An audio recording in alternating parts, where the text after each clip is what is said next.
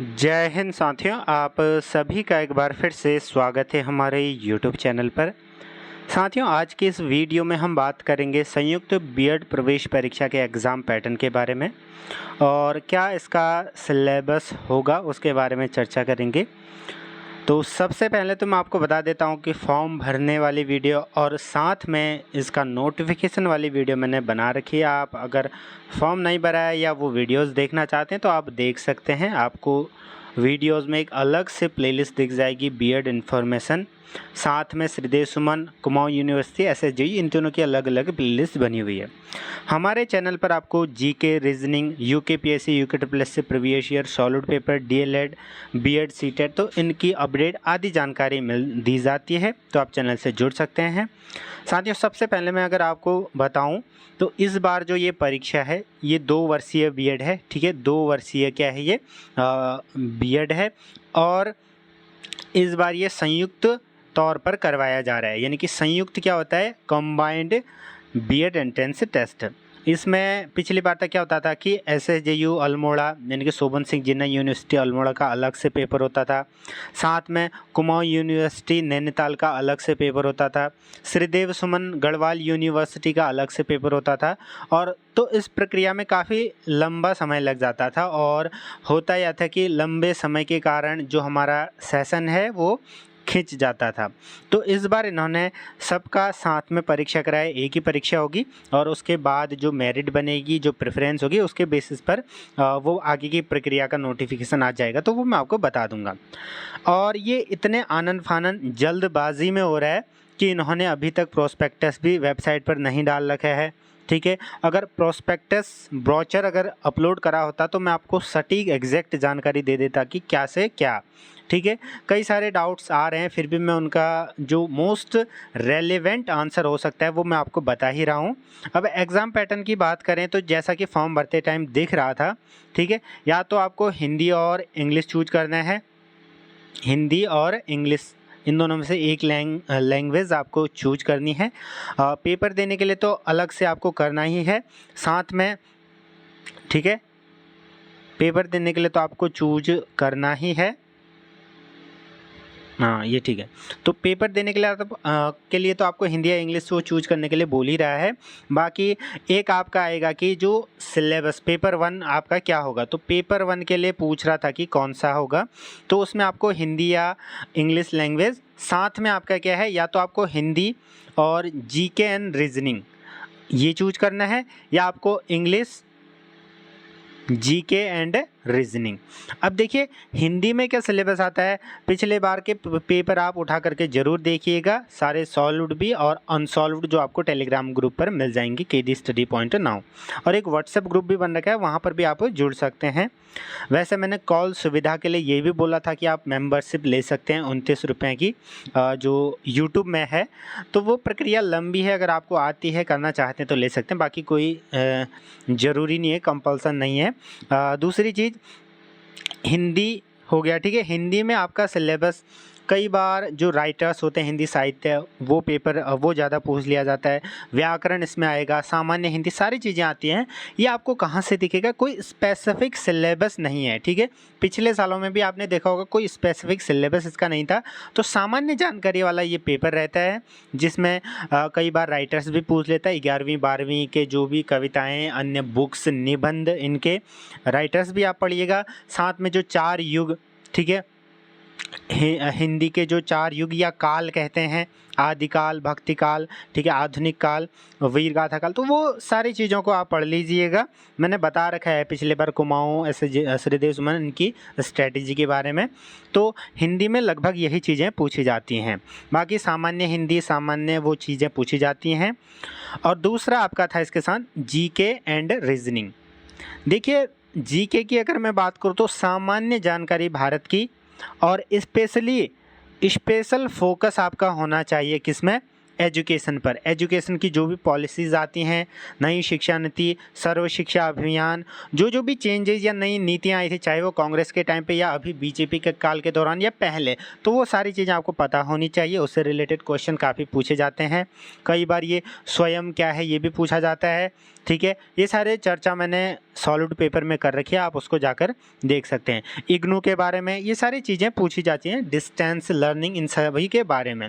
तो जीके वाले पोर्शन में ये सारी चीज़ें, साथ में उत्तराखंड की बेसिक जानकारी, उत्तराखंड का पहला मुख्यमंत्री, प्रधानमंत्री, भारत का पहला प्रधानमंत्री, या उत्तराखंड के बारे में ज़्यादातर पूछे जाते हैं कि पहला राज्यपाल, शिक्षा मंत्री अभी कौन है हमारे भारत के शिक्षा मंत्री, या उत्तराखंड के कौन है, या तो इस प्रकार के क्वेश्चंस पूछे जाते हैं, इन पर ध्यान देना। साथ में जैसे महात्मा गांधी, बाल गंगाधर तिलक, स्वयं, ठीक है, समाज सुधारक, जो भी आंदोलन, तो बेसिक ये पूछा जाता है जीके में। तो जीके का लगभग ऐसा सिलेबस है बेसिक, अगर आप, क्योंकि आजकल हर कोई कॉम्पिटिटिव एग्जाम की तैयारी कर रहा है, तो लगभग जीके के क्वेश्चंस हो जाते हैं। अब बात आती है रीजनिंग की, तो रीजनिंग भी लगभग सभी पढ़ ही रहे हैं। रीजनिंग उतनी सरल रहती है, ठीक है, इतनी कठिन नहीं होती है कि आप ना कर पाएँ। एक आध क्वेश्चन हो सकते हैं, ठीक है, 2-4 क्वेश्चन आपको कठिन लग सकते हैं, बाकी सरल ही होते हैं। लेकिन जिन्होंने नहीं पढ़ रखे हैं तो उनके लिए तो भाई सरल से सरल भी कठिन ही होगा। तो आप क्या करना, प्रीवियस ईयर पेपर उठाना, पहले तो आप मेरी वीडियोस देख सकते हैं, या कहीं से भी जिसने भी अपलोड कर रखे हैं वो वीडियोस देख लीजिएगा, उससे आपको एक आइडिया लग जाएगी कि कैसे क्वेश्चंस आते हैं। उसके बाद आप प्रीवियस ईयर पेपर उठाना, उनसे प्रैक्टिस कर लीजिएगा। तो ये हो गया हिंदी या जीके रीजनिंग के बारे में।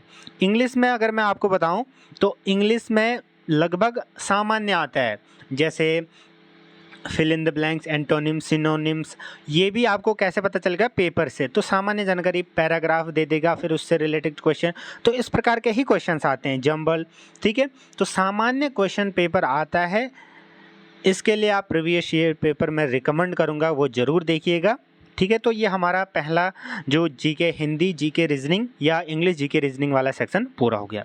अब दूसरा बात आता है दूसरा पेपर के बारे में। दूसरी बात इसमें एक तो है आपका टीचिंग एप्टीट्यूड, जिसको कहते हैं शिक्षण अभिरुचि। क्या कहते हैं, शिक्षण अभिरुचि, एप्टीट्यूड, ठीक है, अभिरुचि। अब इसमें किस प्रकार के क्वेश्चन पूछे जाते हैं, तो इसमें जो आपके एज ए टीचर और छात्र, इन दोनों के संबंध, छात्रों के लिए कैसे करना चाहिए, ये सारी चीज़ें इसमें पूछी जाती हैं। और एक बात ध्यान रखना, जो टीचर का व्यवहार होता है कक्षा में पढ़ाने के लिए, क्या क्या चीज़ें, नई चीज़ें वो कर सकता है, ठीक है, टीचिंग विजुअल एड्स, ठीक है, ऑडियो विजुअल एड्स, वो सारी चीज़ें इसमें पूछी जाती हैं। जैसे ये पूछा जाएगा कि कोई छात्र कक्षा में, ठीक है, आपकी कक्षा में ध्यान नहीं देता है पढ़ने में, तो आप क्या करेंगे, इसका मोस्ट अप्रोप्रिएट आंसर आपको ढूंढना पड़ता है। यानी कि सबसे अच्छा आंसर कौन होगा। पहला ऑप्शन दिया होगा कि उसको मारना चाहिए, दूसरा दिया होगा उसको बाहर निकालना चाहिए, तीसरा उसके माता पिता को बुलाना चाहिए, चौथा प्रिंसिपल के पास ले जाना चाहिए, या ये दिया हो कि आप उसको अकेले में समझाइएगा। तो इस प्रकार से, तो इसका उत्तर होगा कि आप अकेले में उसको समझाएंगे पहले, ठीक है। तो इस प्रकार से सबसे अच्छा उत्तर ये हमको बताना होता है। और इस टीचिंग एप्टीट्यूड को सॉल्व करते टाइम एक बात ध्यान रखनी पड़ती है कि आपको ये ध्यान में रखना है कि बच्चा हमेशा सही है, टीचर ही गलत होगा। अगर कुछ भी चीज़ है, अगर बच्चा नहीं कर पा रहा है कोई भी चीज़, तो इसमें नाकामी किसकी है, टीचर की है। तो वो चीज़ें टीचर को ही सुधारनी है, ठीक है। बच्चे में तो सुधार उसने लाना ही है, लेकिन वो चीज़ें कैसे करेगा, पहले टीचर खुद में सुधार करके अपनी प्रोसेस में, पढ़ाने के ढंग में, या अपने ट्रीट करने के तरीक़ों को सुधारेगा, तो उन चीज़ों में सुधार आएगा। तो इसका ध्यान रखना। टीचिंग एप्टीट्यूड के भी प्रीवियस ईयर पेपर देखना, मैंने DLED, B.Ed, Kumaon, SSG, Shridev, इनकी आंसर की वाले वीडियोज़ बना रखे हैं, आप उनमें जाकर देख सकते हैं, ठीक है। तो टीचिंग एप्टीट्यूड वाला सेक्शन ये हो गया। फिर आता है हमारा ऑप्शनल पेपर। ऑप्शनल पेपर के बारे में मैं क्या बताऊं आपको, जैसे किसी का होगा आर्ट्स, तो आर्ट्स में वही क्वेश्चंस आएंगे, ज्योग्राफी, हिस्ट्री वाले, जो भी आर्ट्स का सिलेबस था BA में, तो वो क्वेश्चंस आ जाएंगे। बेसिक क्वेश्चंस आते हैं, इतना भी टफ नहीं आता। इवन मैं साइंस वाला हूँ खुद, तो मेरे को आर्ट्स वाले क्वेश्चन ज़्यादा आते थे, तो इस प्रकार से आते हैं, ठीक है। बाकी कॉमर्स के भी, कॉमर्स का थोड़ा सा टफ आता है, लेकिन जो पढ़ता है तो उसके लिए कोई भी टफ नहीं होता, क्योंकि हम पढ़ते नहीं है तो हमें थोड़ा सा टफ लगता है। तो कॉमर्स, ऐसे फिर साइंस का भी बेसिक आता है, लेकिन 10 से 15 नंबर का थोड़ा सा ट्रिकी भी आ सकता है, ठीक है। और कई बार क्या होता है कि मैथ्स के 4 या 5 ही क्वेश्चन देता है, कई बार 10 क्वेश्चन दे देता है। और मैथ्स के भी ज़्यादातर मीडियन मोड ये वाले क्वेश्चन आते हैं, ठीक है। माध्यम, बहुलक, क्या क्या होता है। और दूसरी चीज़ आपका ट्रिग्नोमेट्री वाला एक दो क्वेश्चन कभी कभार पूछ लेता है, लेकिन सरल ही क्वेश्चन यहाँ पर पूछे जाते हैं। ठीक है, पंक्ति वाले क्वेश्चन काफ़ी पूछे जाते हैं, तो ये सब आइडिया आपको प्रीवियस ईयर पेपर से ही लगेगा। ठीक है, तो एज ऑफ नाउ अगर हम देखें तो अगर 50-50 के प्रश्न आएंगे तो 200 नंबर का आपका पेपर होगा, लेकिन ये कहीं भी मेंशन नहीं है। ठीक है, ये मैं अभी आपको बता रहा हूँ। बाकी सिलेबस आपका यही है कि आपका हिंदी या जीके रीजनिंग या इंग्लिश या जीके रीजनिंग आपका एक पेपर होगा, टीचिंग एप्टीट्यूड साथ में आपका ऑप्शनल पेपर, तो इसका ध्यान रखिएगा। ये सारी बातें होगी। अब अगर बात करें कि ये कैसे पढ़ना है, तो मैंने लगभग हर वीडियो में बताते आया हूँ, प्रीवियस ईयर पेपर आपको ध्यान में रख के पढ़ना है। कई लोग पूछते हैं कि बुक कौन सी लें। देखिए, बुक आप स्वेच्छा से ले सकते हैं। वैसे बुक से तो आप क्या ही पढ़ेंगे बताइए 10-15 दिन में, और ये गारंटी भी नहीं है कि जो उसमें लिखा है वो आ जाएगा। अगर आप चाहते हैं तो अरिहंत या किसी भी पब्लिकेशन की अगर बीएड प्रवेश परीक्षा करके कोई बुक आ रही है मार्केट में अवेलेबल है, तो आप देख सकते हैं, एक आइडिया लग जाता है, क्योंकि बुक पढ़ने से कहीं ना कहीं फ़ायदा होता ही इनडायरेक्टली।